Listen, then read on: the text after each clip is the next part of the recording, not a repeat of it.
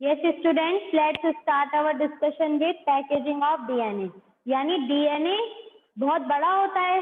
अब हमारी बॉडी के अंदर भी वो कैसे कॉइल हो जाता है, कैसे वो हमारे जैसे हम हमारा स्केल देखते हैं 15 सेंटीमीटर का एक स्केल होता है, लेकिन हमारा जो DNA है वो 2.2 मीटर लॉन्ग होता है। यानी आप इमेजिन कर सकते हैं कितने सारे स्केल मिलके एक DNA बनेगा।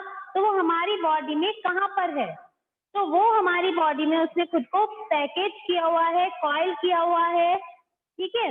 अब डीएनए चार्ज पार्टिकल होता है, नेगेटिवली चार्ज पार्टिकल होता है। तो हम इसमें क्या देखेंगे, वो पॉजिटिवली चार्ज प्रोटीन्स के साथ कॉइलिंग कर लेगा और हमारी बॉडी में कॉइल फॉर्म में रहता है। ठीक है। तो इसी में हम देखेंगे कि डीएनए की पैकिंग प्रोकैरियोट्स और यूकैरियोट्स में कैसे होती है, क्योंकि प्रोकैरियोट्स क्या होते हैं जिनमें ट्रू न्यूक्लियस मिलता है, और यूकैरियोट्स में प्रोकैरियोट्स जिनमें ट्रू न्यूक्लियस नहीं होता, मेम्ब्रेन राउंड। लेकिन यूकैरियोट्स के अंदर membrane round true nucleus present होता है।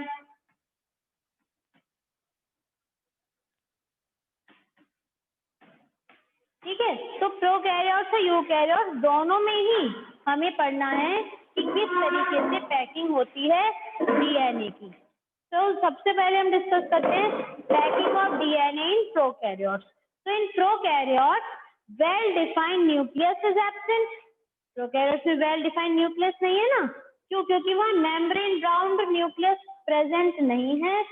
एज वी ऑल नो कि जब भी किसी सेल की हम बात करते हैं तो उसके अंदर मेम्ब्रेन बाउंड न्यूक्लियस प्रेजेंट होता है। ठीक है। अगर नहीं होता तब आप उसको प्रोकैरियोट्स कहते हैं।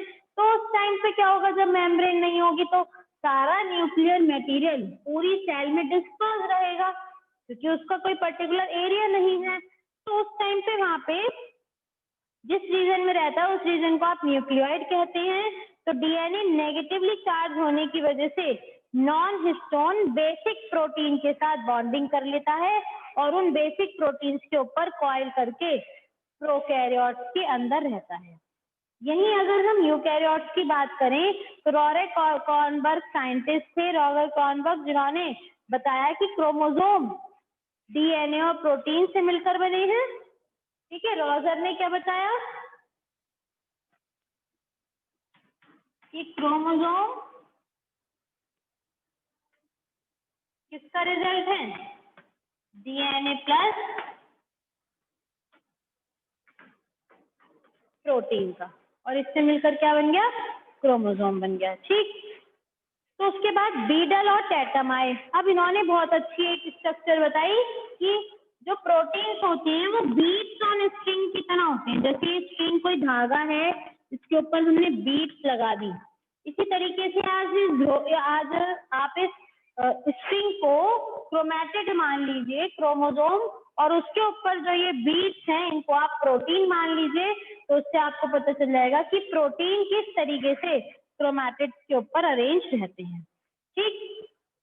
तो जब protein associate with DNA are of two types, basic histone protein और non acidic non histone, acidic non histone protein and basic histone protein.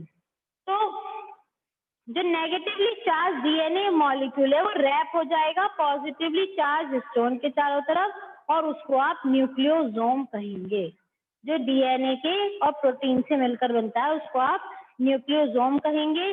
ठीक है। हिस्टोन प्रोटीन के चारों तरफ नेगेटिवली चार्ज डीएनए ने खुद की कॉइलिंग कर ली। ठीक, इस तरीके से, और इसको आप न्यूक्लियोसोम बोला। और इसके दोनों फ्री एंड्स को जोड़ने के लिए यहाँ आपका हिस्टोन आ जाता है जो इनके फ्री एंड्स को जोड़ता है, और इस सर्कुलर बॉल को हिस्टोन ऑक्टेमर के नाम से जानते हैं। ठीक। तो nucleosome core is made up of 4 type of histone protein, H2A, H2B, H3 and H4। ये चारों टाइप से मिलकर न्यूक्लियोसोम की कोर बनती है। ठीक। जैसे सोलेनॉइड पढ़ते हैं आप लोग फिजिक्स में, तो इसी तरीके की स्ट्रक्चर यहाँ पर बनती है। यानी न्यूक्लियोसोम के ऊपर डीएनए खुद को सोलेनॉइड की तरह अरेंज कर लेता है। तो हमारे पास इसी के बिहाफ पे आ जाते हैं दो क्रोमैटिन, यूक्रोमैटिन एंड हेटेरोक्रोमैटिन। ठीक। तो ये क्या है, यूक्रोमैटिन एंड हेट्रोक्रोमैटिन। मान लीजिए आपने एक पिंक कलर का सॉल्यूशन बनाया और आपने एक बटर पेपर ले लिया, एक अपनी नोटबुक का पेपर ले लिया, आपने उनको डिप किया दोनों पेपर्स को उस कलर में, तो आप देखेंगे कि बटर पेपर के ऊपर कलर ज्यादा देर तक स्टेबल नहीं रह पाएगा, तो वहां आपको बहुत ही लाइट कलरेशन अपियर होगी। तो ऐसा ही होता है यूक्रोमैटिन में, लेकिन हेट्रोक्रोमैटिन में डार्क बैंड भी आपको मिलते हैं।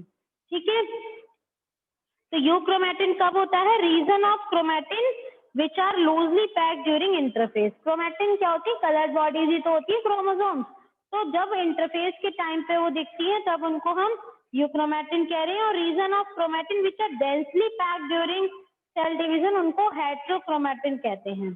तो यूक्रोमैटिन में क्या है, when chromosomes are stained with Feulgen stain, यानी स्टेनिंग के साथ जब हमने फेल्यूरियन स्टेन के साथ स्टेनिंग करी तो वो वहाँ पे लाइटली कलर दिखेंगे यूक्रोमैटिन, लेकिन उसी फेल्यूरन के साथ अगर आप हेट्रोक्रोमैटिन को देखते हैं तो वो डार्क कलर दिखते हैं। यूक्रोमैटिन एक्टिव जीन्स होते हैं और हेट्रोक्रोमैटिन इनएक्टिव जीन्स होते हैं। यूक्रोमैटिन के पास रिपीटेटिव डीएनए सीक्वेंस नहीं होता, लेकिन हेट्रोक्रोमैटिन के पास होता है। तो यूक्रोमैटिन ट्रांसक्रिप्शनली भी एक्टिव होते हैं, लेकिन हेट्रोक्रोमैटिन ट्रांसक्रिप्शनली इनएक्टिव है, यानी वो ट्रांसक्रिप्शन नहीं करवा पाते। सेंट्रल डॉगमा इन मॉलिक्यूलर बायोलॉजी में जो हमने पढ़ा था डीएनए से एमआरएनए बनना इज कॉल्ड ट्रांसक्रिप्शन, वो यूक्रोमैटिन में तो होता है लेकिन हेट्रोक्रोमैटिन में नहीं होता।